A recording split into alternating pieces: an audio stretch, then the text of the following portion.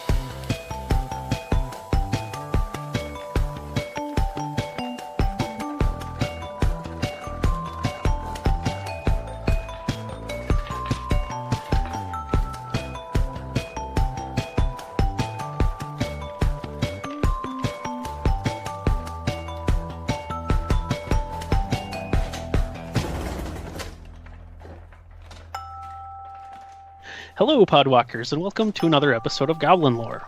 In this episode, we're going to talk about the conclusion of the recent Nicole Bolas storyline in The War of the Spark, and then pull back some and talk about storytelling and magic as a whole, and look at how its narrative structure compares to other media. But first, we have some introductions to make and a question to answer. So I'll have my co-hosts introduce themselves and talk about a story ending that they think is really interesting or good. Hi, this is HobbsQ. I can be found on Twitter at HobbsQ. I have mine is going to actually kind of parallel itself in part because I think the second show took this idea from the first show and even built upon it in a way that was very beautiful. So the original one was the ending to 6 Feet Under. And I realize we're probably getting into the spoiler territory here, which I'm going to try to talk about this ending in actually a very non-spoiler way. Because what it did as a story was 6 Feet Under basically was a story of a family that ran a mortuary.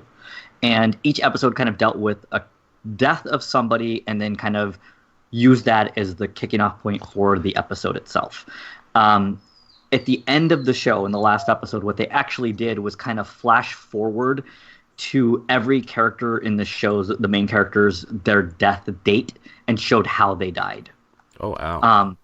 And in they don't do it for death, but actually they take it pretty far forward in Parks and Rec because they were given a last season later on, and they actually go forward in time and they show kind of where everybody ends up with their life. Mm-hmm. So much further on than what the show went.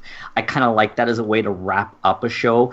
I mean, with this era of kind of being where they go back and they reboot and redo that, you could still do that without losing what was kind of given there. But yeah, that's just something I found to be very interesting for a way to wrap up a show because I think TV shows especially are hard to wrap up. Awesome. And I'm Joe Redeman. I can be found on Twitter at Fyndhorn. That's Fynd Horn. And I think my favorite ending to a story is actually in a play. I've been thinking about this play a lot lately. It's one of my favorites ever, and it's called Fool for Love by Sam Shepard. And it's all about this former couple, these two ex-lovers who you find out on again, off again throughout a number of years, and there's really tangled history between them, and it's a phenomenal play. But the last image is the sort of ghost isn't the right word, but this sort of like spectral sort of after effect of the main character's father standing in the background, one of the other main characters standing in the foreground with this like like fire effect, like, you know, like she's looking out the window at something burning, and the main character walking out the door and leaving. And then it's just a monologue about memory and the importance of all that. But it's just such a beautiful image. What it sticks with me is that image of that scene. And I think it's a really great and striking way to like end a show. I'm Alex Newman, found on Twitter at AlexanderNewM.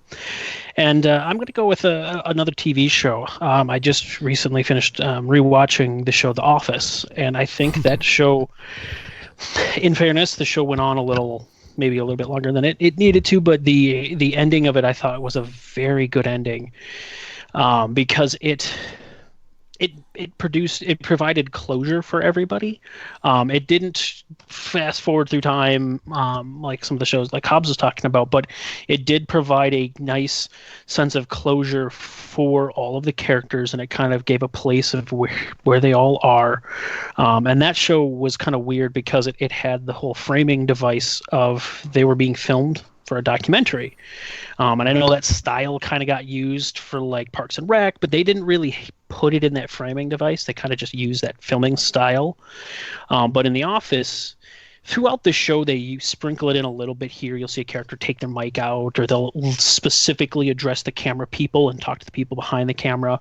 But the last season, they really ramped that up to make it the point that there is a TV show being filmed inside of this TV show. And that last season of the show of The Office is when that show sort of airs. And then that last episode, they fast forward a year and then say, okay, so that show aired. Where's everybody at after the show? We bring all the characters together, talk through how the show has kind of changed them or hasn't changed them, and then give a little glimpse of where they're moving, where they're going. This character's going off in that way. This character's already left and they're planning to go back.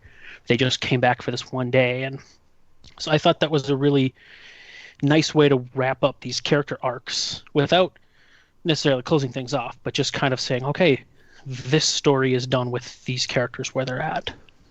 Well, I think also really pulling in the marriage of a character that you may not have expected, and kind of allowing to celebrate that character. Yes. And finally dealing with this issue of kind of like this idea that we are on a TV show. Like, it's very nice that, you know, that's what was going on the entire time that show was going on. So it was always the tongue-in-cheek thing, like, when is this going to air? Haha. Yeah, and not just the last episode, but the last couple episodes, they talk a little bit about the ramifications to the characters, to the people who are being filmed. And the closing line, which strikes me every time, and then I forget it some amount of time after I've watched it. But one of the characters just says, like, why did you pick a paper company? Like, that's the whole point. It's like they just work at a paper company. They sell printer paper. But and so she said, you know, why'd you pick a paper company? We're nothing. And I can't remember her exact words, but it's like, we're nothing big and fancy. And then she kind of came to the conclusion, well, you know, maybe it's because there's beauty in simple things, and you wanted to show that. And that's kind of where they just end. And the last shot of the show is just this plain office building that they have worked in for 9 years of their life in the show, and 9 years in the show in the real world. Like, the show went on for 9 years, and they kind of kept that one-to-one that they were filmed for 9 years, and their life changed over those 9 years. And so I just love that parting thought that there can be beauty in even something simple like that. The big thing in the media that I'm consuming more and more, I want to feel that they care about the characters, regardless of what happens to them. Sometimes some bad things can happen, but that the creators actually care about who the characters are. And you need something like that in The Office, which was always kind of the issue, because you have at least a character that is not really meant to be liked in some ways, but you have to care about them, in Michael Scott. And they did, this is kind of the departure from the British, which we could get completely off on. But they made him in some ways more of a sympathetic character. They show that they liked him more. But you do have to care about these characters. And so you want to see some sort of closure, which is something that I think I deal with whenever I talk about consuming the media, is shows have to end. Storylines have to end. But you also then want to be able to have then a sense of closure or something that lets you understand the finality of it. Well, from there, let's pivot to talking about an ending. Yeah. So I think we want to hit the kind of the story of the War of the Spark, specifically in the cards. As of this recording, none of us have read the entirety of the novel, and even if we had, we don't really want to get into that.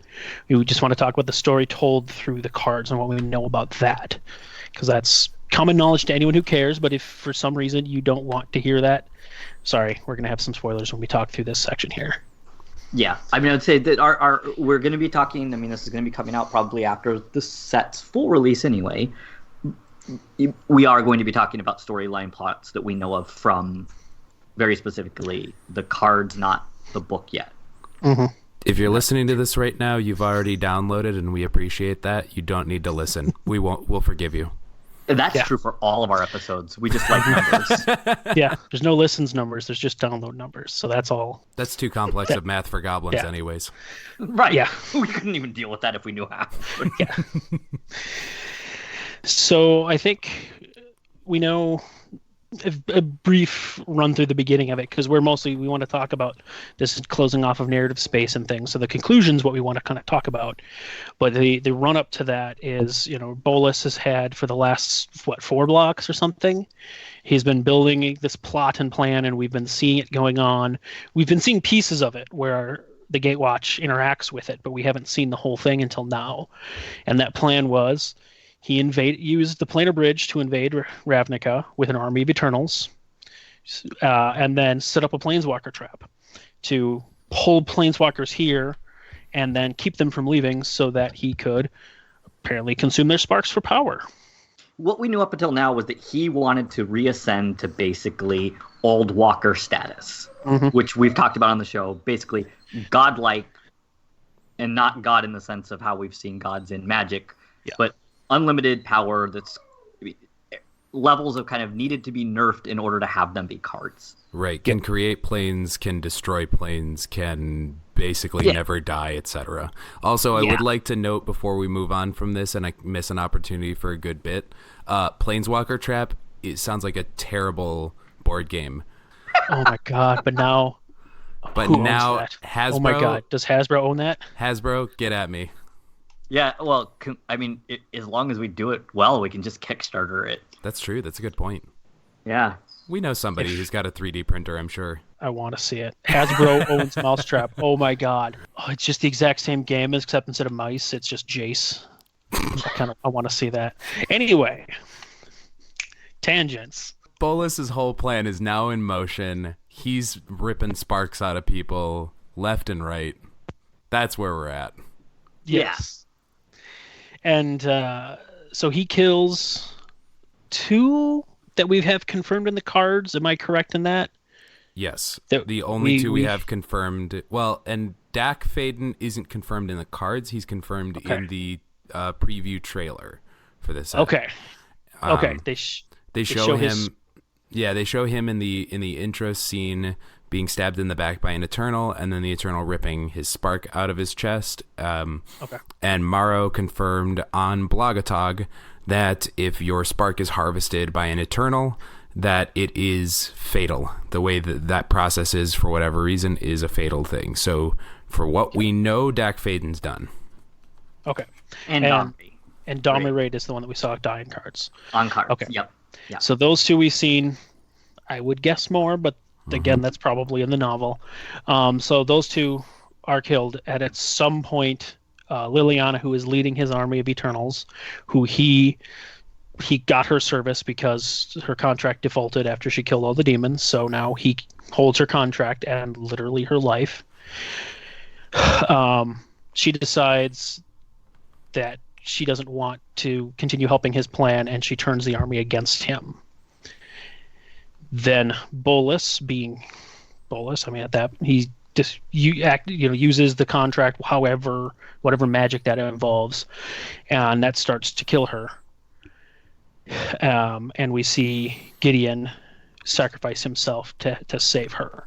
There's some other details we see in there in cards, like Gideon writing why can't I think of the demon's name? The Rakdos, yeah. Rakdos, yep. Yeah, riding Rakdos into battle, which is just so metal. Yeah, it really is. It looks like his album cover. Yeah, Gideon with the Black Blade riding Rakdos into battle. Yeah. That's like, absolutely Led Zeppelin 5. That's some like Swedish death metal, like fantasy death metal right there. Like fancy death metal. Not just it's fancy.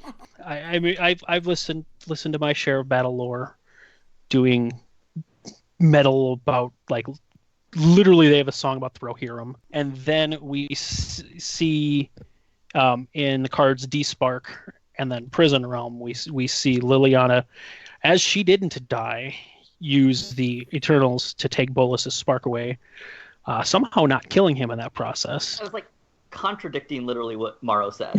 Yeah, I presumably because that, maybe because she's in control, there's something else going on. Maybe Bolas put in a safety valve. We have to read the book to find out. I think that's what we're going to have to read to find out. Yeah, and then Prison Realm, like he's getting sent and imprisoned in the meditation realm. So where like, he wanted to honestly be the entire time. Yeah, they just banished him. That's like when you get grounded and sent to your room where all your video games are anyway. Yes. Yeah. You know, I do have to say, Hobbs, I think Prison Realm being revealed, being previewed, confirms your theory that all along the Legends card was a sort of a Future Sight-esque preview of Bolas's future. I was less on that. I think that was a Future Sight. I think we all knew that was what you meant. But what I meant was that's where he started and what he wanted to return to. It all comes full circle. And it is. Yes. Yep. He literally became the Twilight Zone episode, and I was really glad to have the number of people who responded to me with understanding what that episode was. Yes. So with that happening, we want to talk about like this idea. And Joe, this was your topic, I believe, talking about the closing off of narrative space, because here Nicol Bolas is the big obvious, is one of the big villains. They've quote unquote closed off the narrative space. They've resolved this particular arc, but they didn't kill him, which means that there's still some space for narrative here.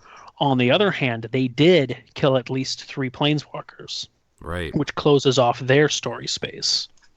Yeah, well, and this is something that I think was one of the first topics that we talked about off air as a cast, when we were doing brainstorming stuff. At least I know, Hobbs, you and I threw this around. But we've sort of been thinking about this for a while, and it's just, this seems like the perfect time to talk about it, because we do have some major characters bite the dust. And I think... So I know that a lot of people have been upset about the way that specifically Gideon's story has been handled. I know a lot of people wanted to see his arc continue and see him make other choices and grow more. I've got my own thoughts on that, but I think specifically in the sense of story space, I do think it's kind of a bummer, because Gideon is such a well-liked character that you don't get to see more of that. That's something that can evoke a really, we saw it online. It can evoke a really emotional and really strong emotional response. That said, I think it is interesting, that you, Alex, especially draw the line or draw the parallel, the flip side, the other thing, with Bolas, where they closed off the story, but whereas like Gideon, they broke off the doorknob, they just turned the lock for Bolas. You know what I mean? Like, yeah, they it's not completely donezo, but we know for now at least it's until he breaks out of his prison cell and becomes the greatest escape artist in the multiverse, move over Harry Houdini, that arc is closed off. And when has Ugin's plans to imprison something ever gone wrong? Oh my goodness. Never. Yeah. Got him. Yeah. No, and that's really interesting. It's I think it shows a change in how Wizards is doing their storytelling, and the structure that they're using. You look the last few years, they've had several major threats, and the two that they've resolved recently, they left both Nicol Bolas and Emrakul alive. They've sealed both of them, and with question marks around how when they'll get out. More so with Emrakul, because there's the very heavy suggestion that Emrakul chose this to be sealed. Not even really suggestion. They said it, but you had to read it in the story. But in both of these cases, they dealt with these villains, but they didn't end those stories. To add on to that, I think you can argue too that they did the same thing with the Phyrexians, even though that does, or the new Phyrexians, I guess, even though that arc took place before this era of storytelling that you're talking about. We had the war on New Phyrexia, we had some of the ramifications of that, but then, we moved away from it. For all we know, they're still there, festering, growing their army. I think a lot of us thought that they were going to be involved in this story arc at the end of it. We kind of thought, oh, maybe they're going to be the Eternal sort of role, So that's another thing too, where it's like the levee is about to burst. At one point, it's not a closed off story; it's just shut temporarily. Yeah, and I think that kind of brings me to kind of how I want to break this down, looking at Wizards kind of storytelling through the life of Magic the Gathering. And you two tell me what you think of this. This I kind of came up with. So I had just one little, not really soundbite, but I had kind of one central idea that I wanted to talk about, kind of the changing of this narrative, that I'll get to in a little bit. And as I tried to write that up in the show notes, I have this massive explosion of these nesting bullet points of things that kind of just came to me, and I realized I broke the story of Magic into three major movements. The first one are single stories that span multiple blocks, but that have a definitive end to them. Mm-hmm. And there were two of them. The Weatherlight story, which ran from almost the beginning of the game, basically Antiquities, though I think they threw a few random things in and sort of went back and retrofit that to fit into the story they created. But basically it ran in Antiquities through the Invasion block. And then that, quote unquote, ended the Phyrexians, closed off the storyline. It was finished. The next two blocks, Odyssey and Onslaught, both had a contiguous storyline that fit in the two blocks together. They had their own storylines that concluded within themselves, but there was some events that spanned between the two. So I'm kind of fitting that into this movement. Following that was when they first really left Dominaria.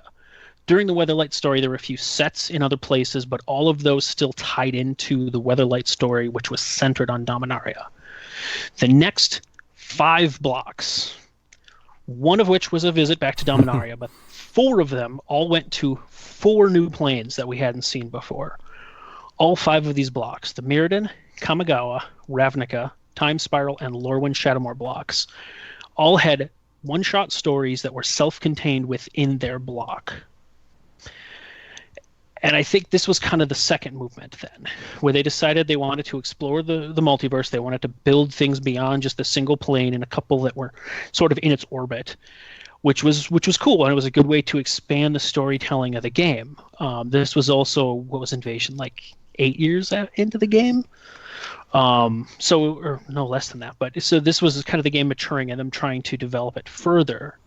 After Shadowmoor is kind of when I consider the third movement to start, and it's not a complete clear cut. There's a little bit of blurred lines here, but I think Alara forward is when they started this sort of continuous narrative.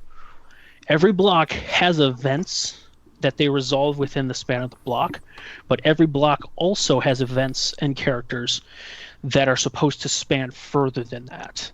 And I was observing Hobbs before we started recording that you look at these first 3 blocks in this third movement, all 3 of them introduce a new threat that have been the only 3 threats we've seen for the last 9 years. Alara, followed by Zendikar, followed by Scars of Mirrodin.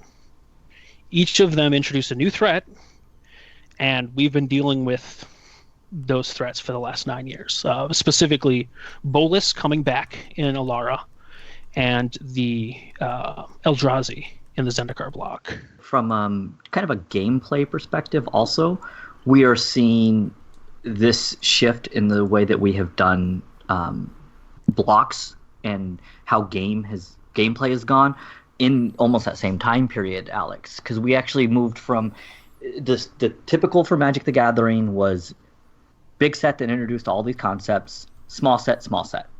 That's kind of been what we have had in Magic actually for most of the game.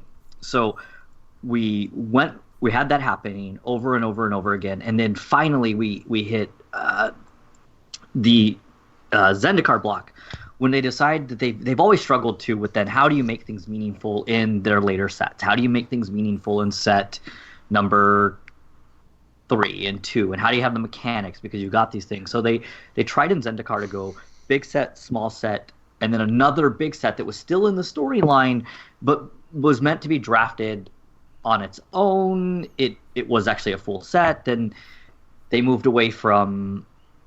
They tried a couple of things with then moving away what we have now. They've done that a few times where they were doing these third sets that were a little bit different. Innistrad ends up getting one. They then try to do where we're at now, which is we are going to stay on planes as long as it takes for us to tell a story. Yep. We don't want to be constrained by the 3. We don't want to be constrained by making big sets and small sets. Sets are going to be the same size, and we're going to stay as long as we need to tell a story, which means we can do more one-shots. We can do more longer if we need to, episodic, where we can have this War of the Spark, which is 3 big sets instead of what had been before. Their storytelling has kind of paralleled that in some way, where they are now moving towards something that, Alex, you started talking about a little bit off air early on. It looks like they may be moving to more almost comic book style storytelling. Yeah, and I think that's as the game has matured and as Wizards has been telling these stories and trying to find better ways to tell the stories. This, quote unquote, I'm just calling it like a continuous storyline structure. I'm sure there's an actual term out there somewhere, but yeah, it looks like comics.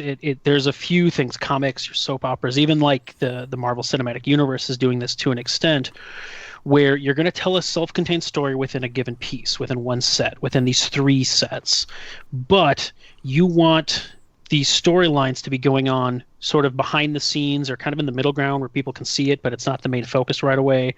Throughout years and years, you want these people, these characters, and these events to continue to have ripples and to keep showing up. It works really well for the game of Magic because it's a game that comes out several times every year. There's a new set 4 times a year. Even with one being a core set they can kind of do something else with, there's still this continuous release of product that needs story, and they want the story to build in. And by having this continuous storyline, you're able to have people continue to feel ownership, continue to feel parallels with, or not parallels, and not even ownership is the right thing, but investment. Continue to feel investment in the story because of these characters as the storyline moves forward, and it works really well for that style of game. Now, one of the downsides, which we kind of saw with the gatewatch fatigue, quote unquote, is that in those storylines, one of the potential issues is you have a hard time closing off stories, because when you do, you have the potential to run out of story, which you can't do. This is like a shark. It has to keep moving, and so they have to find ways to keep this storyline going without it feeling super contrived, which is why I think they decided to spend 3 blocks introducing 3 villains that they didn't resolve right away. Mm-hmm. And then we've gone back, and then we went to Innistrad for a little while as a sort of aside. We went to Theros as an aside that weren't related to these threats, but then Innistrad ended up being inflicted with one of them, being pulled into that conflict with one of those threats. And so that allows them, by introducing those big threats that they don't resolve, it allows them to continue to build storylines and kind of weave things in and out so that they're hopefully reduce this fatigue. And I think until they hit the Gatewatch, where they were going to tell the specific stories of these few people, they didn't hit that as much. And now they're finding ways to mix those in a little bit more, bring in some different characters and push some back.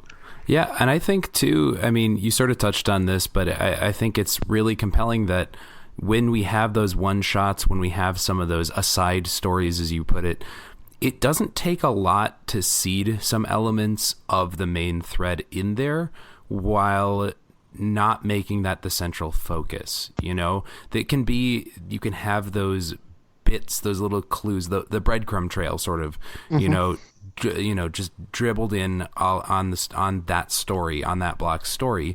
And I think that's actually really rewarding too for a lot of us Vorthoses, because, you know, it's sort of like the Vorthos version of the Johnny personality in play, where like a Johnny sees, not a Johnny, but a Johnny sees, you know, a card in a set and goes, wow, what a weird effect that doesn't really seem like it fits with anything else. I need to find a way to build around this and make it a super cool, weird combo. You know, a Vorthos Johnny, a Vani, if you will, sees some of those breadcrumb elements of story, you know, just dabbled in, and goes, oh, I wonder where that's going to pay off in the future. And it really is rewarding when you see those, when you start to identify those and follow those threads through, and they pay off. You go, I knew that. I saw that coming. You know, like that is buildup. Are y'all ready for like a 9-year-old hot take? Yeah. As you're talking, Joe, it just hit me, and I don't know why my brain just put the 2 and 2 together and said this is a great looking 4. But Tezzeret showing up in New Phyrexia was Iron Man, was just like Iron Man showing up at the end of the Hulk. Yeah, like a post-credit scene. And it's that's a good analogy. Wizard, yeah, analogy. There's the word I was looking for, and I pulled simile out for some reason. What you're kind of pointing out is they may have been able to retrofit because they had set this up. That they left themselves the ambiguity, or at least the storylines, that somebody was able to take the threads that were there and make them fit without killing what was already there and really kind of shoehorning it to try to get it to fit. And that's kind of the beautiful thing about good writing too, is you wrap up some of the big questions that your readers or your audience has, but you leave enough dangling that you can go off of it later. Here's a poke behind the curtain, by the way, for creating narratives and writing narratives. I'll coach this by saying some writers have a plan and some writers plant seeds for their plan, but a lot of writers, you don't necessarily have a plan, or you have somewhat of a plan, but you don't know exactly how that plan's going to work, because 6 books from now, 10 movies from now, 3 seasons from now, you don't know what it's going to look like exactly. So instead of trying to predict out 100% and lay seeds beforehand, what you do is you give yourself a bunch of potential outs, just little nuggets. Then 3 years from now, you look back and say, which of these fits the best? That one. And the rest of them just become red herrings. Well, and that's, if any of you play role-playing games, you know, and you wonder, how is your game master so good? How's your dungeon master so good at making a good story? It's because they do exactly that. They spend 3 or 4 hours going, okay, I'm going to make 4 different plot lines for you to follow. And then the group goes completely off the rails and picks a different one, and they go, cool, I'm going to follow that one then. Because, you know, and. Yeah, and there's a certain famous author who wrote 7 books, and I've heard people say things like, oh, they knew in book 1 that they were going to set this up. Yeah. And I'm like, I can't say for sure, because I don't know them. I've never spoken with them, and they may or may not say, but I sincerely doubt they knew in book 1 how book 7 was going to work. They just laid down some successful seeds, and then as they got deeper into the books, they picked which ones to grow that would fit the best and went forward with that. Well, I think what you could say is they knew that there was going to be a big conflict that would need to be resolved. You know, like they probably knew who those what characters would be there for that conflict. Yes, and some of how to get to that conflict, which is the important part in some ways, is the journey. Yep. I would say that they probably did not know everything. No, and I think the same thing happened with Wizards here, because we look at those first 3 blocks where they introduced those 3 villains. Bolas shows up in all of them. Bolas shows up in Alara himself. Bolas sends Sarkin and Chandra to awaken the Eldrazi, and Bolas sends Tezzeret to research the Phyrexians. Now, as we get deeper into the storyline and years come past and other things happen, notice how neither the Eldrazi or the Phyrexians show up on Ravnica? Because turns out they weren't needed as part of the storyline, or they didn't fit as part of that storyline. But it still works to have Bolas looking in on all these things because he's that much of a planner, he's that much of a forward thinker. He's going to investigate everything he can and grab just the things that'll fit the pieces that he needs. And so Wizards could totally have him show up in 3 or 4 different places and not use any of it because it still fits Bolas's character, and it still builds this overall flavor, this overall narrative of Bolas, the chess master. Mm-hmm. So what does this mean in a real world application? We've talked about this from a storytelling narrative perspective. What does this kind of mean for us when it comes to either crafting our own narrative or understanding ourselves? Like successful people, by and large, they talk about luck, and there's definitely elements of privilege and a lot of success too. But one of the things that a lot of successful people will talk about is luck for them was being able to take opportunities when they saw them. It wasn't so much that they were lucky and that things just dropped in. It's that they positioned themselves in a way to take advantage of opportunities that showed up. Now, privilege makes it a lot easier to be able to take advantage of those opportunities usually. But this is something similar, talking about the planting little seeds and things, that if you give yourself opportunities, sometimes you don't know necessarily what's going to grow. But something will, or something can, and 5 years down the line, whatever has grown, you can move forward with. Does that make sense? Is that too roundabout? Absolutely. No, that makes a lot of sense. That's kind of chaos theory. Posits that you can put yourself into situations to capitalize on randomness or chance. We know that things are statistically going to happen by random. So they do talk about this when we're doing job searches. The job search is not linear. Most people treat it as if it is. You do an application, you fill out a resume, you apply for jobs. And even in a good job market, that's not necessarily the case. And doing things like putting yourself into somewhere where you might be able to make a connection or have an interaction that might help you land a job, by getting into those situations as much as you can, job fairs, going to things that are community events, something like that, you're trying to make the unlikely more likely. Yeah. And I think just to sort of dovetail onto that, but sort of looking at the other end of the process, whether it's a job or a personal relationship or something, I think it's always, there are those moments where you know that it's time to close off that thread. You know that it's time to quit that job or, walk away from the friendship that's gotten, sort of toxic or whatever. But I think a lot of those moments, you don't want to just close it off abruptly. You don't want to just make it a bad transition, because you have opportunity. Those could still be opportunities in the future. I think about a lot of jobs that have been awful for me, but I didn't go out on a bad note because I want that reference, or I want to someday be able to work with those people or see them on the street and just be able to say hello without any sort of guilt, So I think that's another element of this is story space in your life goes on after these individual sagas. Don't close it off and make it uncomfortable when one of those plot threads comes back up. So one thing that interested me when we're talking about this from the perspective of storytelling is this idea of one of the reasons I think we may have hit fatigue. Successful storytelling to me at times actually involves exactly what Alex was talking about in what happens off camera, what isn't shown. Hitchcock is very famous for talking about not showing certain things like deaths. So his movies, even though they wouldn't have had necessarily the special effects to do graphic, gruesome deaths, he talks about not wanting to show that because he would rather your mind fill that in, because whatever you fill in is going to be more meaningful and personal, and in some ways more horrific, because you are filling it in with your own self.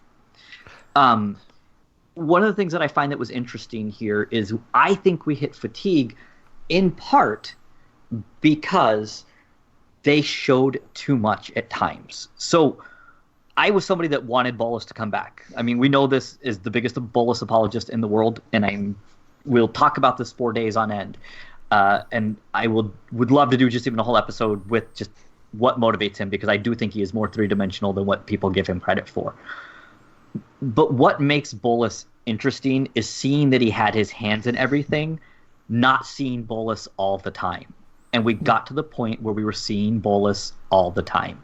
Mm-hmm. They needed to close off story space simply for that reason. Simply for the rest of the story to breathe. I mean, right. I think that's what made Amonkhet specifically, not the whole Amonkhet block necessarily, but that's what made the set of Amonkhet, the story of Amonkhet, so creepy and so good for that matter, is because we knew Bolus was there. He was everywhere on that plane, but he was not there. Right. Yes. And that is the looming, that's the Hitchcock right there. That's, something's outside, but you can't see it. So, without spoiling too much, but this is like doing spoilers for 20-year-old movies.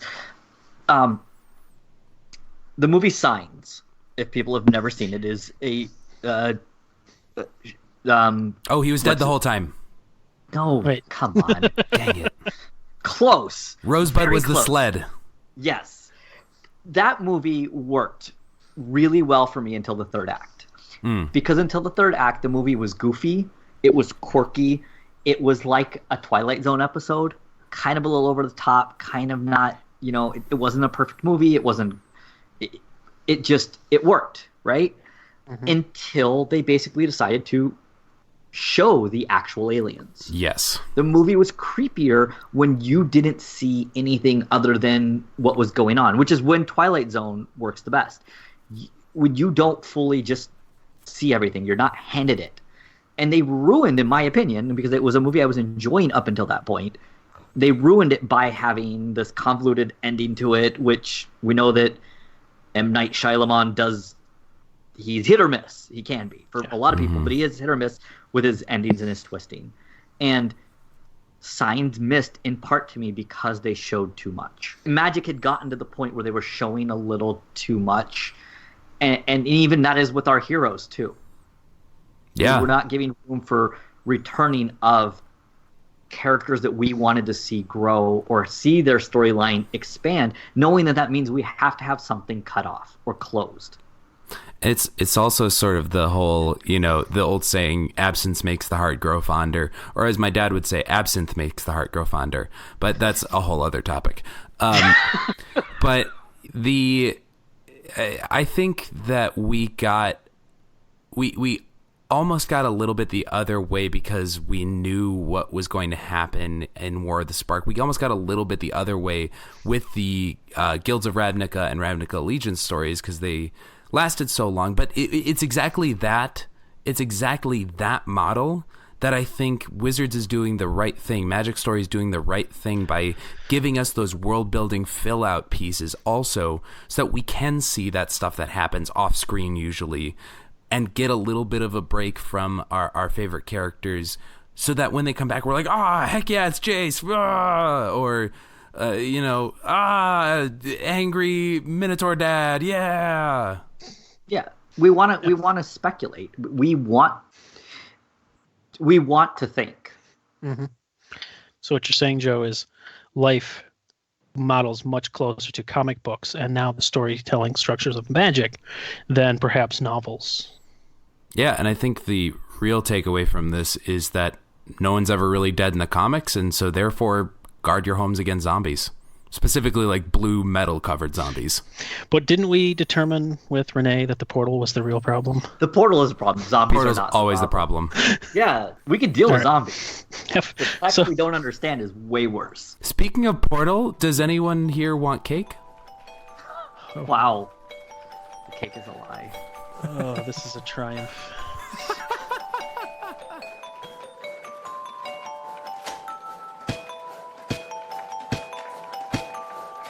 That's our show.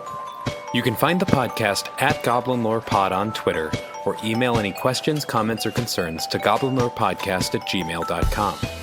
If you would like to support your friendly neighborhood gobslugs, you can do so at patreon.com/goblinlorepod.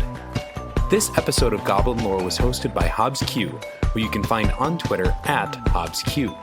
This episode was written and co-hosted by Alex Newman, who you can find on Twitter at AlexanderNewM. Engineering, editing, and production for this episode by Joe Redeman, who you can find on Twitter at Findhorn. That's Fynd Horn.